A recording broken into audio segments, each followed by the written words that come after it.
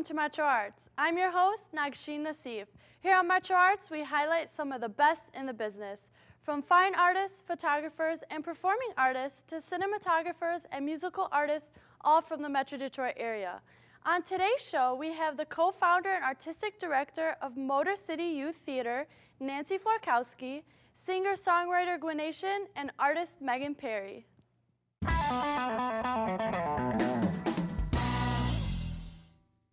We'd like to welcome the co-founder and artistic director of the Motor City Youth Theater, Nancy Florkowski, to MetroArts Detroit. Welcome. Thanks very much. Thank you for being here today. It's great to be here. Thank you. So I understand the Motor City Youth Theater will be celebrating its 25th anniversary next year. Can you tell me about the history of Motor City? Yes, we started in 1990. It was part of my master's degree program at Eastern Michigan University, where I was studying children's theater. As part of it, I decided to investigate youth theaters and start my own youth theater. My husband and I studied a few youth theaters and been going strong started ever our since. own. Yes, and we learned by doing it. So you said the focus isn't necessarily on students being good actors, but creating like a family with each other. Yes. Can you explain that? Okay. Children are naturals on stage. We lose that as we grow older. We become fearful of being in front of people or cameras. And children, because that's a natural for them, we work towards having them get along with each other, support each other. The only competition is when they audition, and that is overcome pretty quickly when they decide, you know, okay, I'm going to go with it anyway, even though I'm not the lead, I'm still going to make the most of it. And they all have a great time. So they learn a lot. Get along after. They do. Okay. They do. And there's a lot of drama behind the scenes, and we work it out. We're going to keep that behind the scenes. So education is one of your key goals, and as well as enrichment, but you also mentioned the magic of the theater. Can you explain that? Yes. We are an educational-based youth theater, but because the children get to do everything, they help with the costumes, they select their own costumes when we do workshops, they know what it's like to put a show on, and that is the magic of theater. When you go to the Fisher or someplace else, it's magic. And the kids now know what the magic is. So they feel it. Yes. They do. Okay. So you have quite an impressive resume. You are an artistic director, obviously, of the Motor City Youth Theater, and you've taught special needs children, and you've directed, you've produced, you've done it all. And now you're a student again at Wayne State University. What keeps you motivated? I went back to Wayne State because I could. I was a teacher most of my life, even though when I taught special needs kids, we did theater. And after I left that position, I taught drama in the middle school. So I was always doing drama, but I wanted to have the academic background, which is what I'm getting now. I have shelves full of books on theater, but read only a few pages of each until I had to read them. And I guess we have to be forced to do something that's really good for us. So now you're focusing on you. Yes. So you've spent a lot of time as a student and a teacher. Which role do you prefer? I like both, but I think I'm a natural teacher. Being a student is a little stressful for me. I don't like taking tests. I really, really enjoy teaching that. I don't even have to prepare for it. It just happens. It just comes to you. I love it. Natural. Yeah. Yes. So how did your love of theater begin? When I was a little kid, I used to watch TV, and I thought I was on TV just like the people on TV were. There was a program called Father Knows Best in the olden days, and there was a little girl named Kathy. I thought that I was just like her, and they were filming my life. So do you like acting more or directing more? I like both, but directing has less stress for me. Acting is stressful because I'm always concerned about remembering lines. I love becoming a different character or portraying a different character for people, but I love watching children do that more. I think it's much more fulfilling. Exactly. It So really it makes you is. feel like you did it. Yeah, yeah. Well, I enable them, that's all, because they do it. I just enable them. Just helping. And I love it. So how has studied abroad changed or created who you are today? Okay, I had 2 study abroad experiences. My first was in the UK at Coventry College of Education. I was put into a drama program, and it was right at the beginning of putting a show together for children that school children would come to see at the university. And they gave me a part. They helped me, you know, I was able to help write it and make some costume pieces. So that really gave me my love for children's theater. And when I got back to school at Eastern, I continued with that. But it was much later that I did the master's degree in children's theater. So can anyone join the Motor City Youth Theater? Anybody can join. We're open. Age? We've also had special needs kids in our program. We don't always have a special program for them, but if they want to join us, they're welcome. We start at age 5. Sometimes it really depends on the child themselves if they can handle it, and we go through high school. All they have to do is go to our webpage, www.mcyt.org, and there's a place where they can contact me. I will put them on a special email list, and they'll get all the special information. So what can we expect from you in the next 25 years? Well, we're going to continue doing basically what we do. We do workshops every year. We do full-scale musicals. We have done touring with adults acting for children or children acting for children. I want to expand on that and do more of that. And in fact, we're working on a project right now. I'm working with a student from Wayne State University on a show called Hush, and it has to do with a child who is blind and sees angels. And so it's controversial because she believes what her father tells her he sees, but he doesn't believe what she sees. So are all these played at your theater? This one we plan to have at my theater and at another theater as well, and possibly tour. Okay. Well, thank you Yes. so much for joining us. It was a pleasure. Thank you. It was a great Thank time. you. And thank you for watching Metro Arts on Detroit Public Television.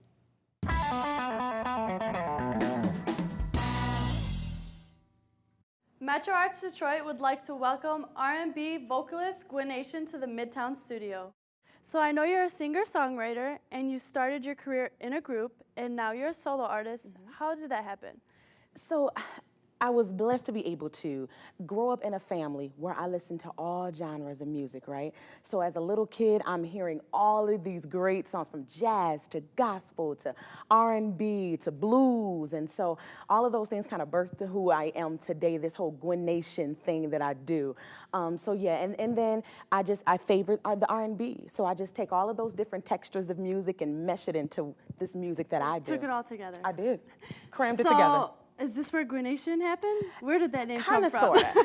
So Gwenation is a play on words because it's my name, Gwen, and then I like to have so much fun, right? So I'm the person that comes into the room and I bring the party with me and I want everyone laughing and joking and doing all of those things. So it's just my way of inviting you into my world. So this is my world of singing and music, Gwenation. And you're here. Yes, and come with me.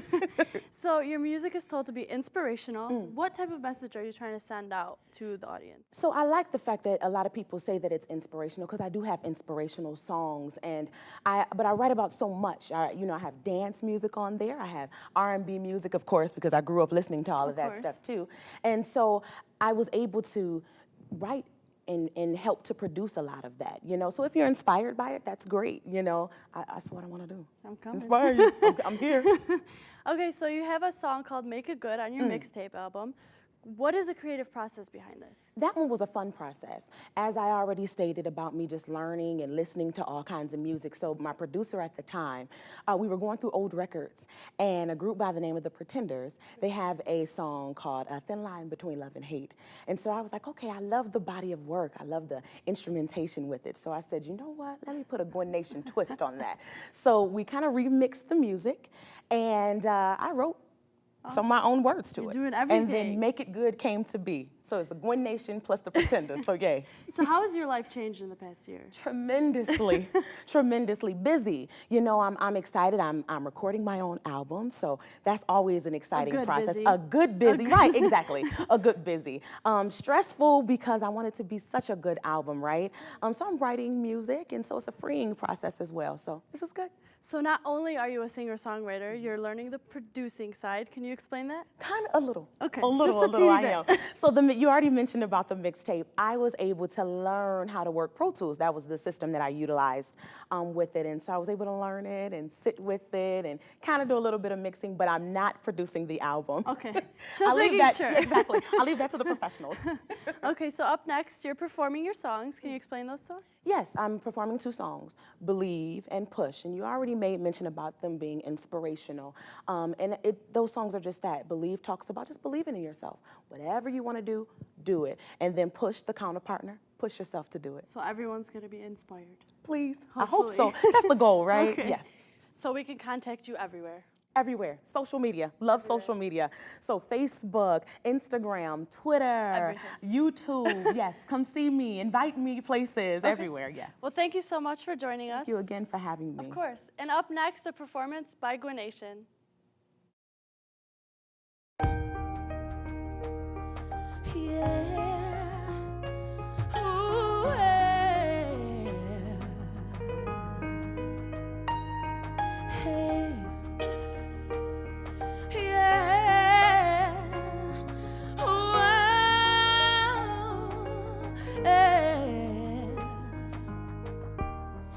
At the point in my life when things don't seem so right,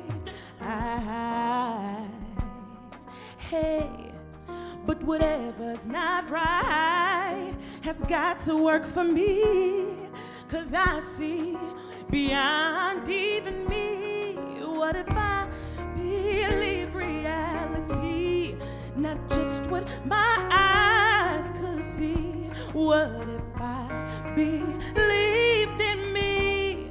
No mountains too high, I could face anything. What if I believed in me?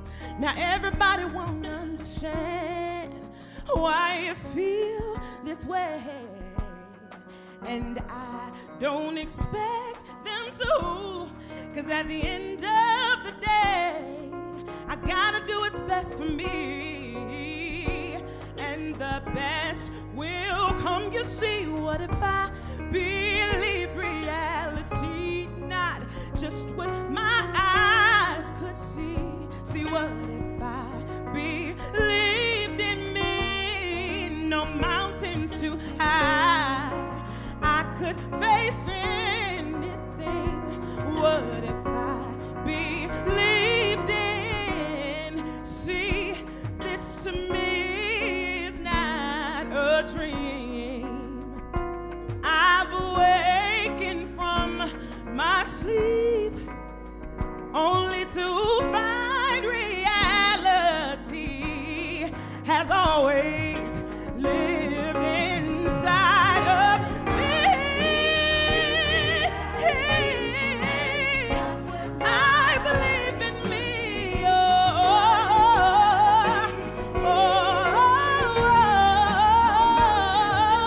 I can face anything, yes, 'cause I believe in me.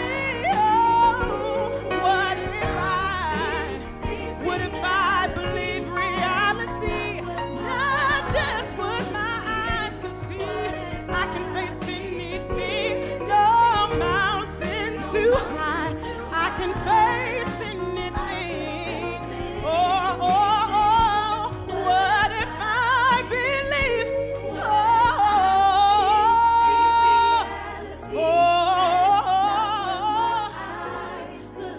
My eyes could see.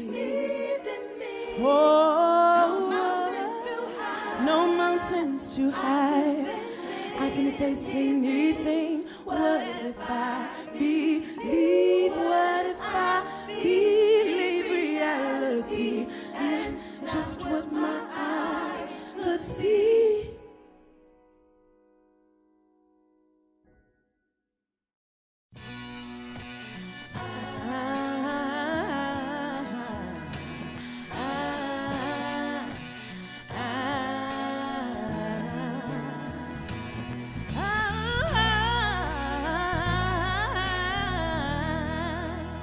Yeah.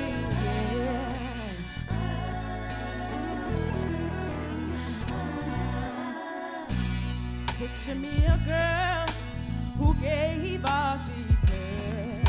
And picture me a girl who stood for what she would.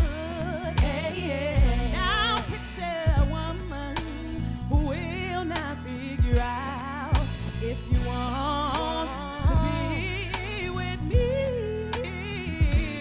Yeah. Picture me a little tired of all the bullhead. See me standing still as I watch you walk out that door. I looked in the mirror and saw myself. The world sees me now as myself. Wake up, move on, wake up, move on, wake up, I'm gone. This song's for women out there who may just need a push.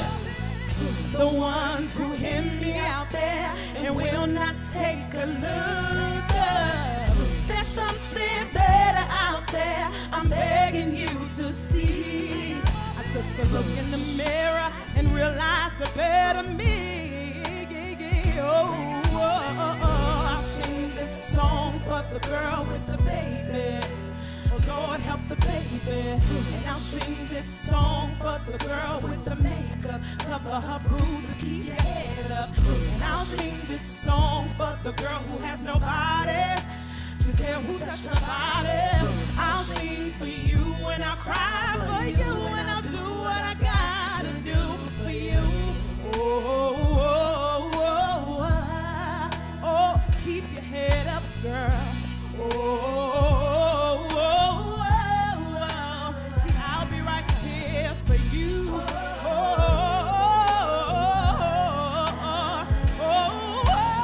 Yeah.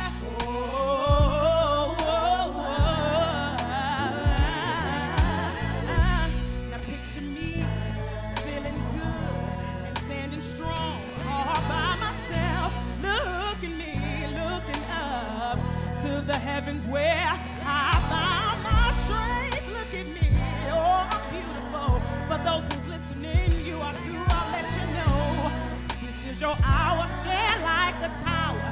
You're the fire in full bloom. I'll sing this song for the girl with the baby. Yeah, Lord, help the baby. And I'll sing this song for the girl with the makeup. Cover your bruises. Yeah. I'll sing this song for the girl who has nobody to tell who touched her body. I'll sing for you and I'll cry for you and I'll do what I gotta do for you.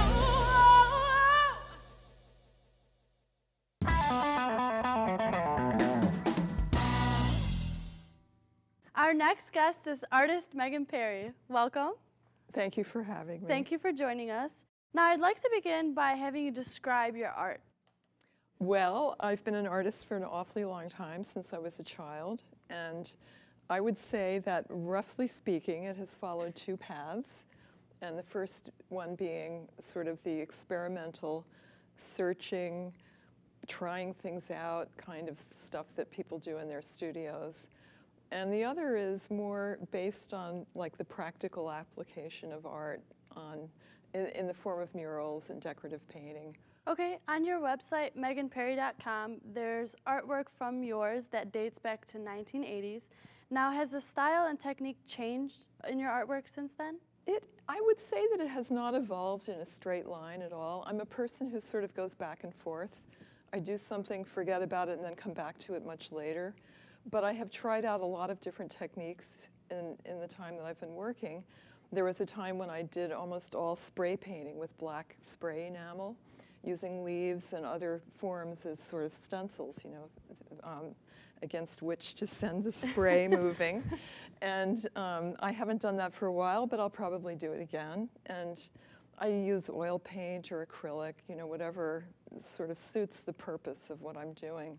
Creative process. Yes, and my imagery, which kind of comes and goes, is similar too. I've been interested in the idea of containment, like vases and coffins, which we'll talk about later, but just hiding, concealing, covering up, sort of, you know, putting things where they can't see the light of day, that sort of idea.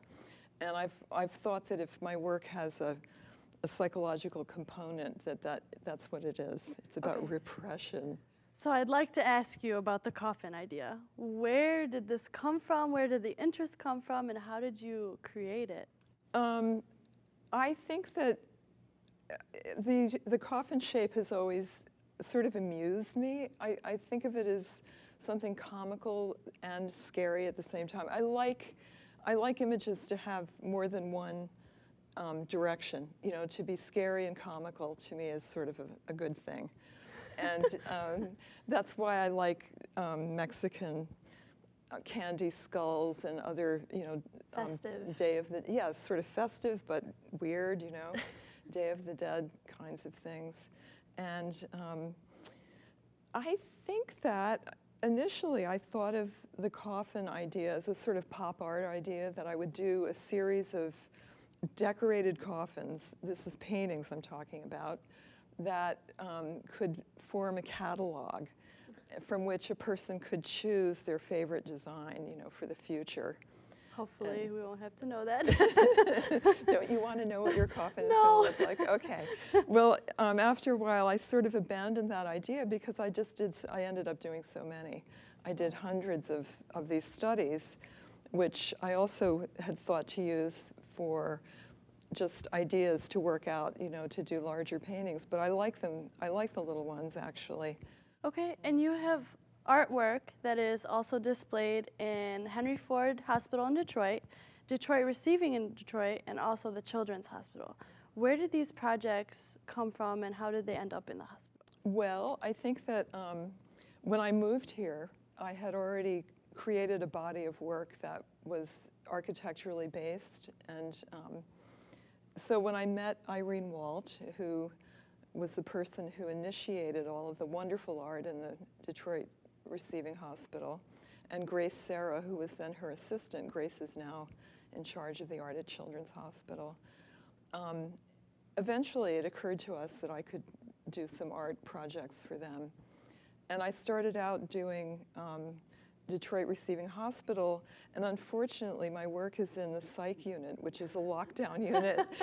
and then and in Children's Hospital, I have one that's in the pediatric psych clinic, and at Henry Ford, I have work in the surgical ICU. So you have to be very sick or a little crazy to get to see it. But there are some pieces that are visible to an ordinary person. But I have found doing hospital work to be extremely rewarding. Okay. And do you feel that art is therapeutic? Yes, I do. I think that it's therapeutic for me and for patients, visitors, and staff. And I have, you know, patients come and go, and it's the staff that I hear from usually. You know, when I'm there, people, when they see who I am, they always comment on how they appreciate just a sort of breath of life in a hospital. Hospitals can be so antiseptic. Sad.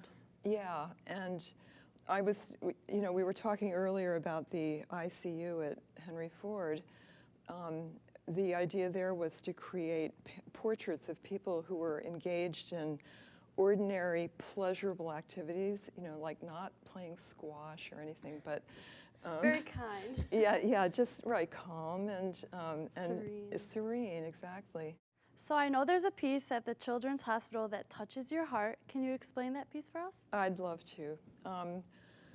Children's Hospital has a cardiac unit, and they have completely refurbished the examining rooms, and a bunch of artists were asked to create one large painting to go on one wall in each of these examining rooms. And the only assignment that I was told was that I should somehow incorporate a heart image in this painting, because everyone is sort of responding to that request. And so I decided to do a huge Valentine. It's like 4 feet by 4.5 feet, very, very big. The Valentine is divided up into many little sections, and each section has an image that corresponds to a pleasure of a child. And I was very careful to sort of go back into my own history and find images that meant something to me, and also to children that I've known and do know now. And so from my own background, I put an amoeba in one of the sections because I was fascinated by microscopic animals when I was really little. And I have a robot and a dog and a Tyrannosaurus Rex, and just a whole Different array gamut of things. different, yes, and That's it's so amazing. many things. And I wanted to put in an enormous amount of detail because I know what it's like to sit in a waiting room waiting for Exactly. someone to come in. So where can someone contact you if they want to maybe have a piece created for them or whatever it is they'd like to know about you? My website is the best way, and it's www.meganparry.com. Okay, well, thank you so much for joining us today. You're welcome. Thank you for having me. Thank you. And you're watching Metro Arts on Detroit Public Television.